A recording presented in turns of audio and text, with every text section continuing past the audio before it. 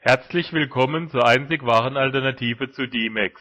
Heute bekommt unser kleiner Rode eine große Inspektion. Ich habe mich deswegen in das gute rote Kostüm geworfen.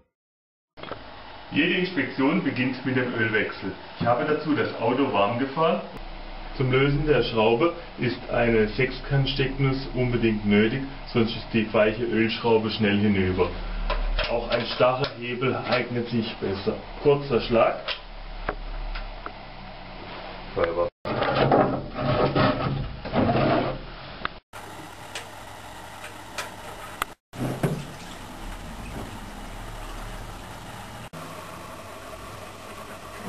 Immer warten, bis der letzte Tropfen Öl aus dem System ist. Dieses Modell von Peugeot hat noch den Wegwerffilter. Kann man mit einer Universalkette machen.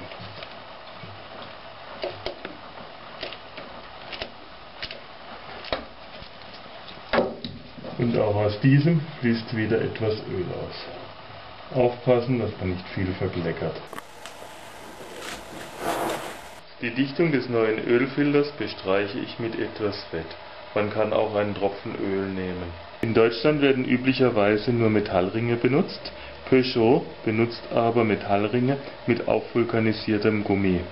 Ich habe diese Dichtungen in Frankreich gekauft. So, wir reinigen die Dichtfläche für den Ölfilter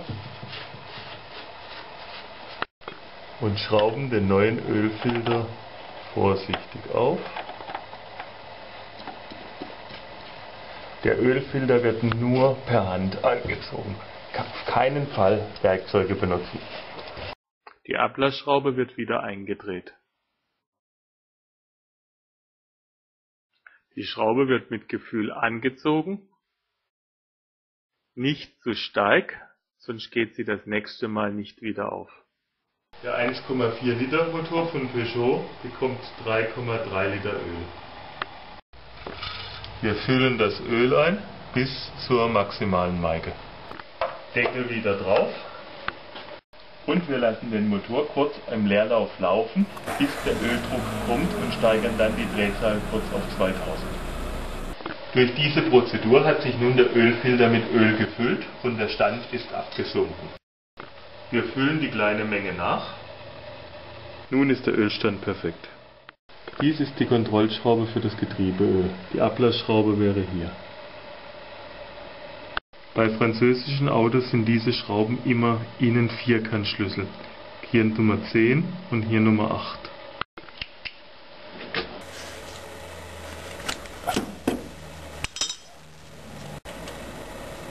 Okay. Wir ziehen die Schraube wieder vorsichtig an. So reicht schon. Bei der Kontrolle der Bremsen schauen wir nach den Bremsscheiben. Diese sind nur minimal eingelaufen und können weiter benutzt werden. So, wir kontrollieren die Bremsleitungen. Hier sind keinerlei Spuren von Bremsflüssigkeit zu erkennen. Wir schauen, ob die Schläuche rissig sind. Die sind wunderbar. Auch hier oben ist alles trocken. Dieses Modell hat hinten Trommelbremsen. Die Dicke der Trommelbremsen wird an diesem Schauloch kontrolliert. Die Dicke ist noch vollkommen ausreichend.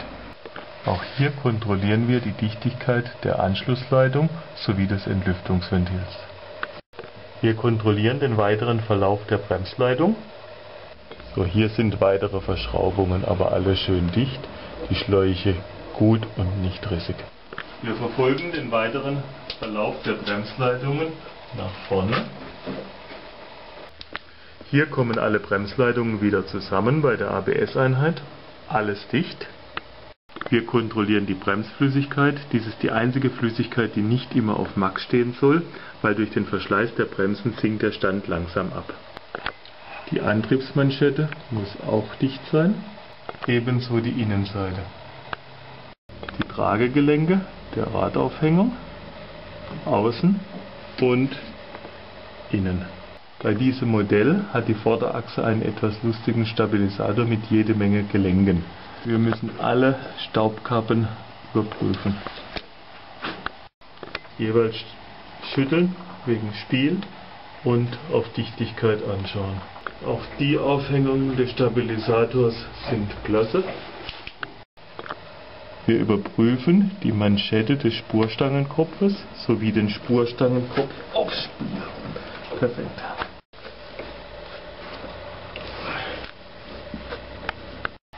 Die inneren Staubbälge der Spurstangen müssen ebenso dicht sein. Das Rad folgt auch kleinen Bewegungen am Lenkrad, somit haben wir kein Spiel in der Lenkung.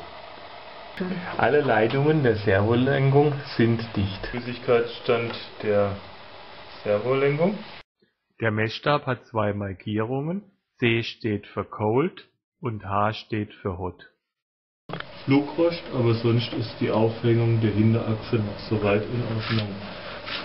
Auch der hintere Teil, der Stoßdämpfer, ist noch dicht und sitzt fest. Ich verfolge nun den Auspuff, beginnend beim Krümmer, vordere Aufhängung, Flanschverschraubung zum Katalysator. Schelle sitzt gut, Katalysator ist dicht. Dieser leichte Flugrostansatz ist zu vernachlässigen. Die Gummis von der Aufhängung müssen alle flexibel und noch nicht gerissen sein. Der hintere Topf hat jeweils links und rechts einen Gummi. Hier an dieser Stelle wird es demnächst Probleme geben. Der Auspuff rostet an der Rohrdurchführung ab. Ein Servicepunkt in Werkstätten immer ganz gerne vergessen ist der Luftdruck vom Reserverad. Wir füllen 3,2 bar ein, das ist der maximale Druck für belastete Hinterachse. Und bei der Sichtprüfung des Motors unten schauen wir nach den Motorlagern. Wir prüfen alle Schläuche auf Dichtigkeit, das ganze Kühlsystem, ob alle Leitungen an ihrem Platz sind. Hier zum Beispiel haben wir noch eine Kühlwasserverschraubung, auch alles klasse. Wir prüfen auf Ölaustritt, der Motor ist vollkommen trocken. Getriebe ebenso. Vordere Kühlwasserschläuche geschmeidig, noch alle dicht. Kein Wasserverlust, kein Ölverlust. Krümmerdichtung sitzt noch. Hitzeblech des Motors sitzt am Platz. Der Kupplungszug wird kontrolliert und gefettet. Der nächste Schritt wäre der Tausch der Zündkerzen aufgrund der geringen Laufleistung des Motors und der langen Lebenszeit der Zündkerzen verzichten wir auf diesen Punkt. Die Einstellung der Ventile ist ebenfalls noch nicht erforderlich. Wichtig ist eine Kontrolle des Zahnriemens. Hierzu wird die obere Verkleidung genommen. Der Zahnriemen muss einwandfrei sein, es dürfen keine Abriebsspuren und keine Risse erkennbar sein. Das gleiche gilt für den Keilriemen.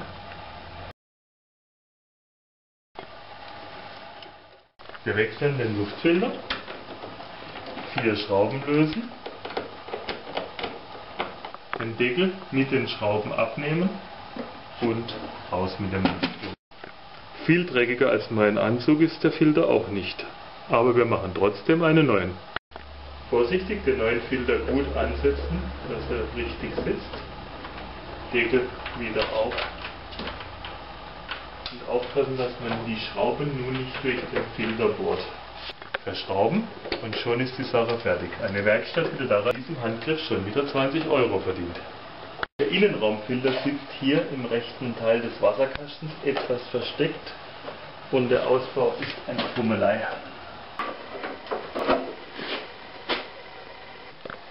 Den Stand der Kühlflüssigkeit überprüfen wir natürlich auch.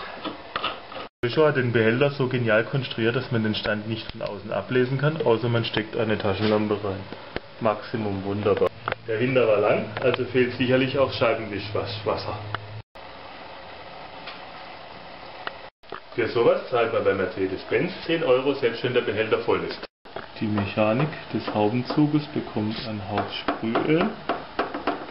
Der Haken etwas fett, damit er gut ins Schloss flutscht.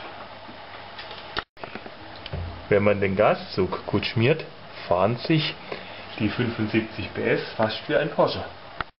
Auch bei der oberen Sichtprüfung des Motors achten wir wieder auf alle Wasserschläuche. auf den Festsitz aller Kabel, Steckverbindungen, Marterbisse und was sonst noch Probleme machen könnte. Unter dieser Abdeckung befindet sich die Batterie. Wenn keine wartungsfreie Batterie installiert ist, sollte man nun die Zellen öffnen und destilliertes Wasser nachfüllen. Bei dieser wartungsfreien Batterie gibt es ein Schauloch, an dessen Farbe man erkennen kann, ob die Batterie noch in gutem Zustand ist. Ebenso prüfen wir die Anschlüsse auf Festsitz und Oxidation. Da ich immer Polschutzfett benutze, ist hier natürlich keine zu sehen. Wichtig ist eine gründliche Kontrolle der Beleuchtung am Fahrzeug. Wandblinkanlage, Standlicht. Standlicht funktioniert, beide Kennzeichen leuchten und Standlicht auf der anderen Seite.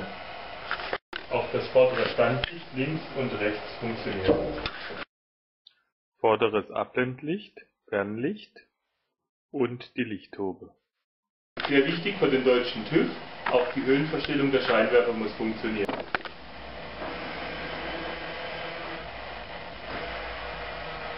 Bremslicht, beide Seiten. Ja. Scheinwerfer? Ja. Natürlich müssen wir auch schauen, ob das kleine Spielzeugauto noch quietschen kann.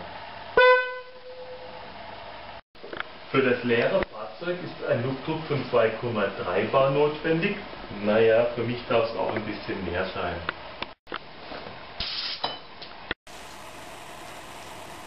Ein bisschen WD-40 zum Schluss in den Haltegriff.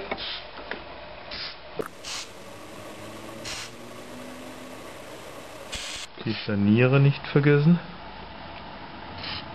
Etwas abfetten.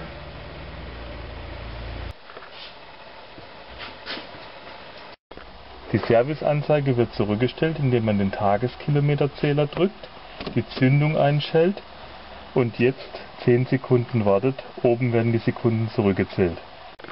Der Service von unserem kleinen Roten ist nun abgeschlossen. Ich mache noch eine kurze Probefahrt und dann kann Mama wieder fahren.